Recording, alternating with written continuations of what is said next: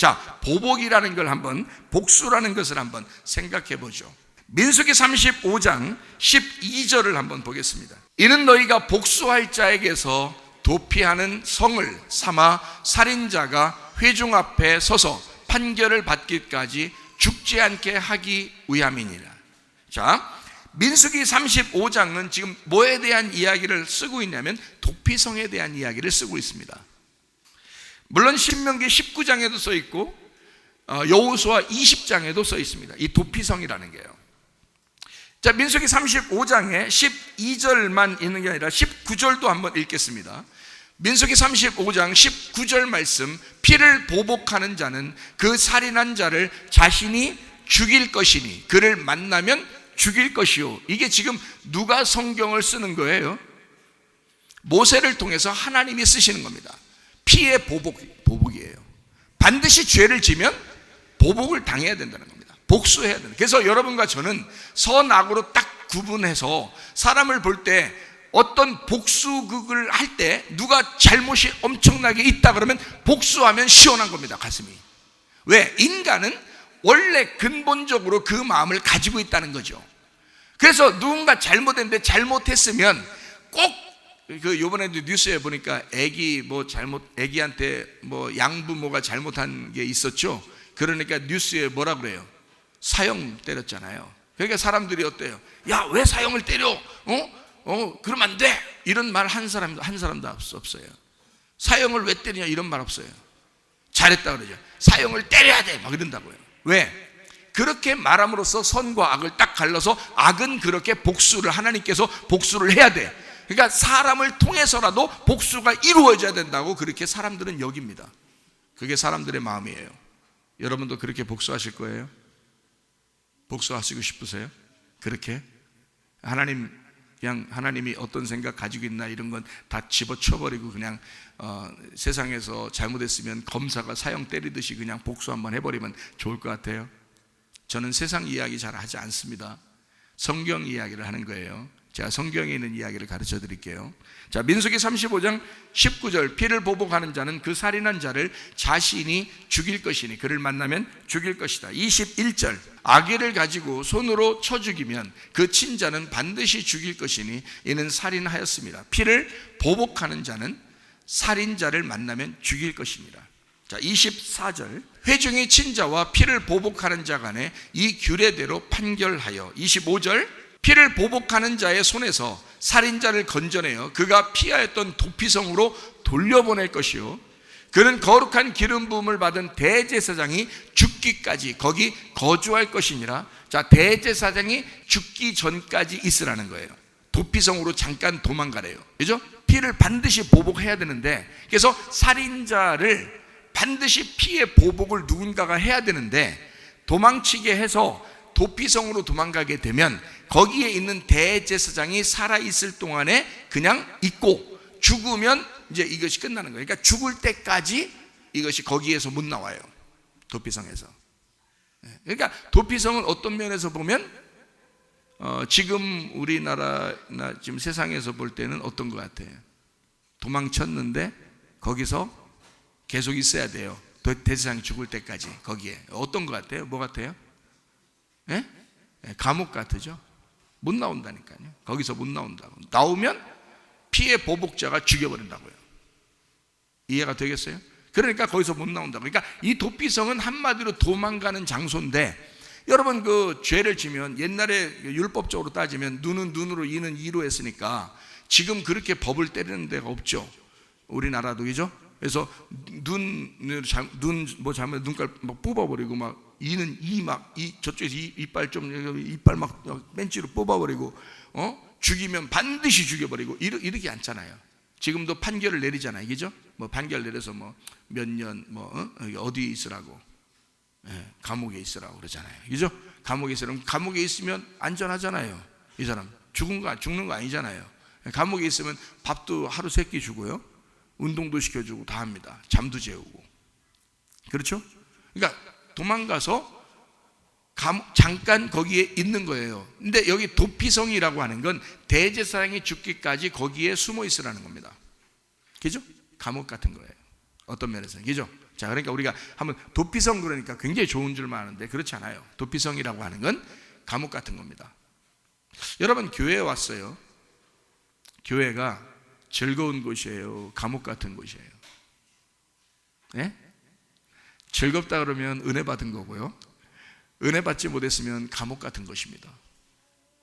억지로라도 여기에 묶여 있어야 되니까, 예배 시간 안에는 어떻게든 묶여 있어야 되니까, 주일날 같은 데는 뭐 예배 드린다고 또 예배 드리고 또 예배 드리고 밥 먹이고 또 예배 드리고 그러니까 그냥 묶여 있어야 되거든요. 그럼 이게 뭐 같아요?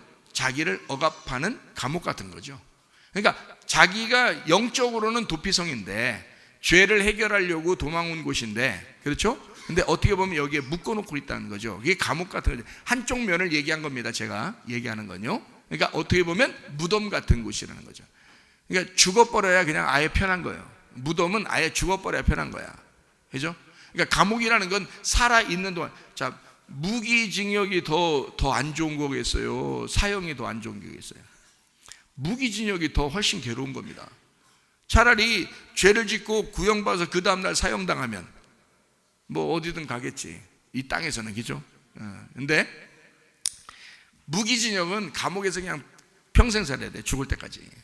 이 사람이 원래 그 내려오는 유전이, 운명이 상당히 나이가 길어가지고 오래 사는 사람이라 봐. 무기징역 계속 거기 있어야 돼, 감옥에서. 나중에 이제 거기서 이제 영감되는 거죠, 뭐. 이제 감옥에서 영감돼. 사람들이 영감님 하는 거지. 그러니까 그 감옥이라는 것은 어떻게 보면 우리에게 율법적으로 굉장히 억압하는 장소기도 해요. 그러니까 교회가 그런 곳이란 말이에요. 무덤이 그런 곳이고 감옥이 그런 곳이고 노아의 방주가 그런 곳입니다. 어떻게 보면 무덤과 같고 아주 감옥 같아서 힘들어요. 그 벗어날 수가 없습니다. 그런데 은혜를 받으면 그게 나를 살리는 것이구나 라는 것을 알게 돼서 은혜를 받는 거죠. 그게 은혜를 받는다고. 그래서 감옥에 있다가도 예수 믿고서 은혜 받은 사람들도 있죠. 그럼 그 사람들이 나와서 막 간증하잖아요. 자기 감옥에서 예수님 만났다 막 이렇게 간증하기도 하고 그러잖아요. 그런 사람들은 막 은혜로 산다고요. 은혜로 더 이상 죄를 안 짓고요, 그죠? 막 은혜로 막 산다고요.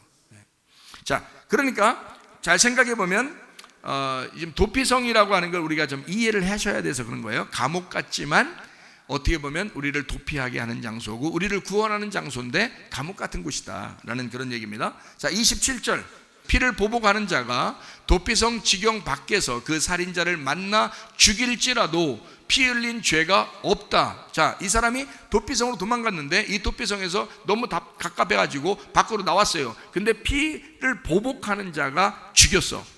그러면 괜찮다는 거예요. 죄가 없는 거예요, 죽인 사람이. 자, 무슨 말인지 아시겠어요? 그러니까 도피성에 온 사람은 밖으로 나갈 수가 없는 거예요. 여러분과 제가 도피성이 교회인데 교회로 왔으면 이걸 벗어나는 순간 피를 보복하는 자가 죽여도 뭐 피를 보복한 자가 잘못한 건 아니죠. 우리 한번 성경 하나만 더 찾아요. 시편 94편 1절 말씀입니다. 여러분이 하나님 믿으면 모든 게 다 좋아지는 건 아닙니다.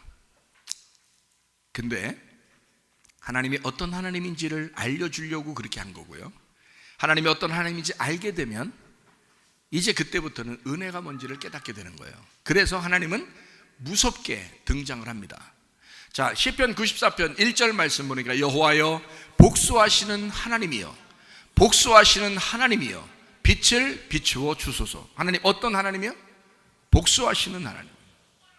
복수하시는 하나님이여 빛을 비추어 주시옵소서. 자, 나훔서 1장 2절 말씀, 여호와는 질투하시며 보복하시는 하나님이시라. 여호와는 보복하시며 진노하시되 자기를 거스르는 자에게 여호와는 보복하시며 자기를 대적하는 자에게 진노를 품으시며. 자, 하나님은 그냥 사랑의 하나님만 되는 게 아니라 사실 진노하시는, 보복하시는 하나님이시다. 자, 어때요? 하나님 무섭습니다. 여러분이 그냥 하나님을 함부로 대하실 분은, 하나님이 우리를 사랑하신다 그러니까 까불고 그래서는 그런 의미가 해서는 안 되는 거죠. 하나님은 보복하시고 질투하시는 하나님이시고 진노하시는 하나님이시다 라고 하는 것을 알아야지 함부로 살질 않는 거예요. 그리스도인들이 말해요. 교회 다니는 사람들이 자기 마음대로 살아요. 하나님 사랑이시라면서, 우리를 구원하시는 하나님이시라면서 이러면서 말해요. 여러분, 진짜 은혜를 깨달았으면, 진짜 하나님의 사랑을 깨달으면 함부로 못 삽니다. 그렇죠? 하나님은 보복하시는 하나님이에요. 예. 이걸 우리가 이제 이걸 알고 우리가 이야기를 해야 된다. 그 말은 무슨 말이냐면, 자, 보복하신다는 단어가 낙함이라는 단어예요. 낙함. 이게 보복, 분쟁, 벌주다, 원수갑다라는 말입니다. 이게요. 그런 하나님이시라는 겁니다. 반드시 원수를 갚아주시는 하나님이다. 여러분의 원수를 갚는 것도 갚아주지만 여러분에게도 원수 갚으시는 하나님이에요. 여러분이 하나님의 뜻대로 살지 않으면 여러분에게도 하나님은 원수를 갚습니다. 그런 하나님이시죠. 자, 무섭죠? 자, 우리 한번 시편 94편 1절 한번 다시 한번 돌아가겠습니다. 여호와여, 복수하시는 하나님이요, 복수하시는 하나님이요. 복수하시는 게 확실하신 하나님이라는 뜻이에요. 두 번 이야기했으니까, 그죠? 복수하시는 게 확실한 하나님이요, 빛을 비춰 주십시오 라는 얘기했어요. 자, 이걸 얘기를 한번 해보죠. 복수하시는 이란, 여기 아까 여기 그 나훔 1장 2절은 낙함이라고 했어요. 여기 똑같은 단어예요. 시편 94편 1절에 있는 말은 네카마라는 말입니다. 네카마라는 말이 복수라는 단어예요. 이게 어디서 왔냐면 낙함에서 왔어요. 그러니까 같은 말이죠. 그죠? 낙함에서 온 단어니까 낙함, 이게 보복, 분쟁, 벌주다, 원수갑다 이렇게 이야기했습니다. 자, 복수를 반드시 하는 하나님이라는 거예요. 자, 여러분이 죄를 지면 그냥 넘어가겠어요? 반드시 복수하시겠습니까? 하나님이, 제가 꿈에 하나님 나 용서해 주세요, 나 죄 졌는데 용서해 주세요 그러니까 넘어가셨단 말이에요. 한번 넘어가시면 내가 다시는 안 하겠다니까. 예? 그러면 복수하셔야지, 진노하셔야지, 그죠? 꿈에라도. 근데 그렇게 안 하셨네. 그럼 하나님은 분명히 성경대로 말하면 복수하시는 하나님이라고 했잖아요. 그러면 분명히 원수를 갚아야죠. 그런데 잘 생각해 봐요.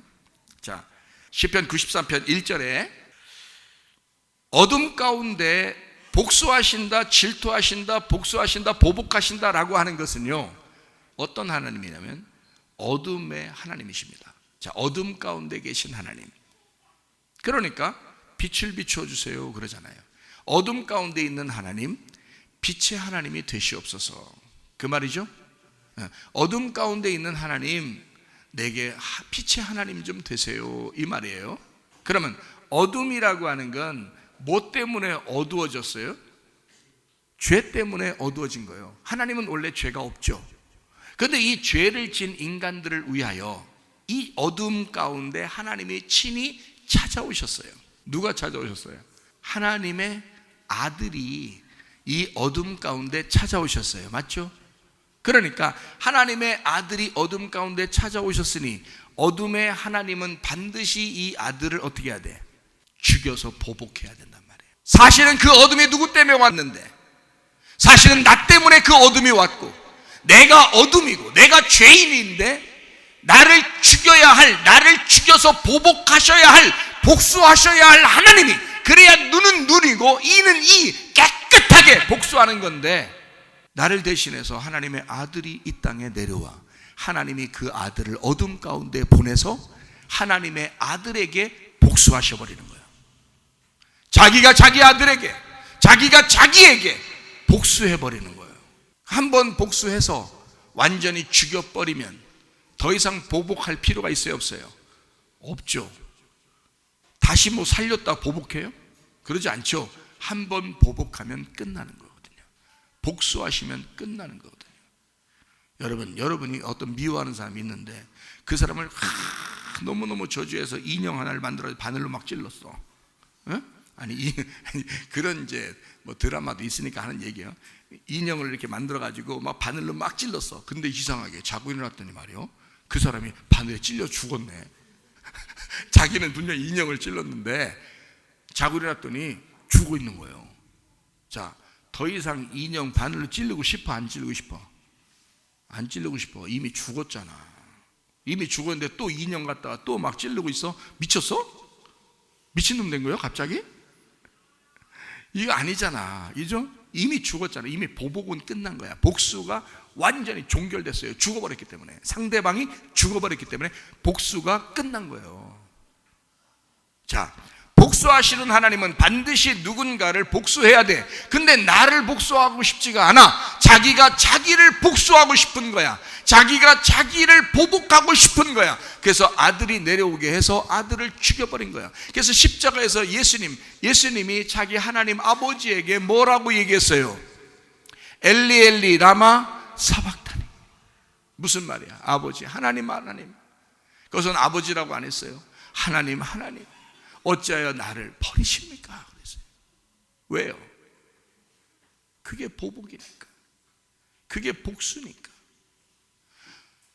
복수혈전은 영화에서 나온 게 아니야. 복수혈전은 십자가에서 나온 거예요. 거기서 복수해버린 거예요.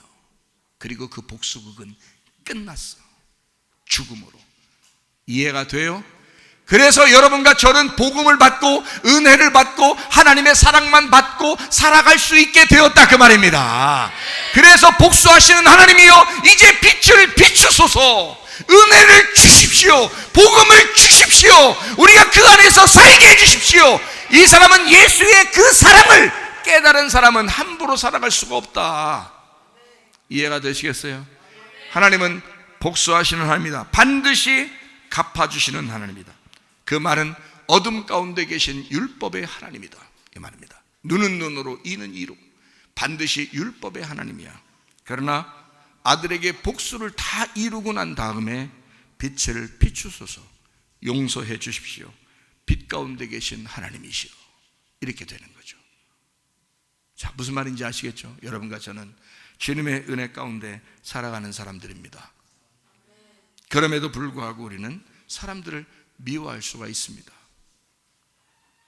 요한일서 2장 9절부터 11절까지 말씀을 읽고 마쳐요. 빛 가운데 있다 하면서 그 형제를 미워하는 자는 지금까지 어둠에 있는 자요, 그의 형제를 사랑하는 자는 빛 가운데 거하여 자기 속에 거리낌이 없으나 그의 형제를 미워하는 자는 어둠에 있고 또 어둠에 행하며 갈 곳을 알지 못하나니 이는 그 어둠이 그의 눈을 멀게 하였습니다. 자, 형제를 미워하면, 자, 다른 사람을 미워하면 그러면 넌 어둠 가운데 있는 것이다. 아직도 어둠 가운데 있는 것이다. 그 말은 다른 말로 말하면 죄 가운데 있다는 말이고요. 또 다른 말로 말하면 너는 율법의 정죄를 받게 되어 있다 그 말이에요. 너는 하나님의 보복하심을 받게 되어 있다 이 말입니다. 이해가 되시겠어요? 그러나 자, 형제를 사랑하게 되면, 자, 너는 어둠이 아니라 어디에 있다? 사랑하게 되면 빛 가운데 있는 것이다. 그러면 율법의 정죄에 있는 게 아니라 복음의 빛 안에, 은혜의 빛 안에 살게 되어 있다. 하나님의 그 온화한 빛으로 사랑하시는 하나님, 성령의 그 온화함이 여러분에게 비춰지시기를 바랍니다. 다른 사람을 미워함으로써 자기 자신을 스스로 정죄하여 하나님이 여러분을 정죄할 이유는 지금 없습니다. 왜 그런지 아세요? 예수님이 다 정죄를 받았거든요. 이미 그 보복은 예수님에게 다 쏟았거든요. 그래서 십자가가 복수의 혈전이라 거기서 복수 혈전이 거기서 영화가 다 끝났습니다. 그렇기 때문에 더 이상 여러분과 저에게는 하나님께서 우리를 복수하시고 싶은 마음이 없어요. 문제는 뭐냐? 여러분이 다른 사람을 미워하게 될 때 그 어둠 가운데, 그 죄 가운데, 율법 가운데 있으므로 여러분이 여러분을 정죄하여 여러분이 스스로 병이 난다 그 말입니다. 여러분이 스스로 문제를 일으킨다 그 말입니다. 이해가 되시겠어요? 그러므로 여러분 사랑하시기를 바랍니다. 용서하는 것은, 진정한 용서는 사랑. 다시 말하면 그 복수는, 하나님의 진짜 복수는 하나님의 용서에서 나온 것입니다. 하나님은 우리를 용서하고 싶어서 하나님은 그 복수극을 펼친 것입니다. 그래서 예수 그리스도를 이 땅에 내려보내고 하나님이 자기 아들을 복수함으로 하나님은 우리를 용서해버린 것입니다. 여러분, 이런 사랑의 용서가 어디 있습니까? 이런 사랑의 복수가 어디 있습니까? 여러분과 제가 다른 사람을 미워하지 말고 복수하려는 그런 막 응어리진 안갚음 있는 그런 마음으로 살지 말고 다 털어버리고 진짜 복수 한번 해보시길 바랍니다. 사랑의 복수, 용서하는 진짜 주님의 복수를 하시기를 바랍니다. 영원히 종이와 주만 되신 원고 보니 슬픔하는 이 세상도 천국으로 아무나 할렐루야 찬양하세 내 모든 죄 사함받고 주 예수와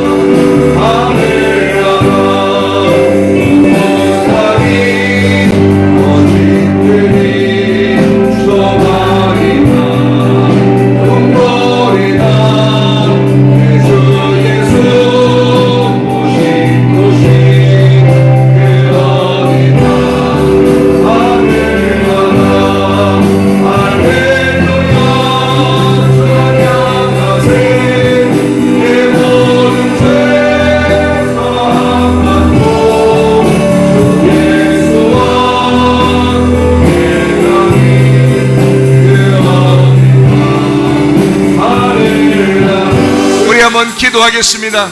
혹시 우리의 마음 가운데 아직도 응어리진 것이 있으면 하나님의 진정한 용서를 배우고 하나님의 사랑으로 살아가시기를 바랍니다. 내 속에 아직도 미워하는 마음이 있습니까? 하나님 아버지여, 나를 해결해 주십시오. 하나님의 사랑이 들어오게 해주십시오. 하나님의 용서가 들어오게 해주십시오. 하나님의 진정한 복수를 깨닫게 해주십시오. 하나님, 우리의 가정에 평안이 오게 하옵소서. 안식이 오게 하옵소서. 행복이 오게 하옵소서. 천국 생활하다가 주님 만나게 하옵소서. 기도합니다. 우리 하나님 아버지요, 사랑과 은혜를 감사를 드립니다.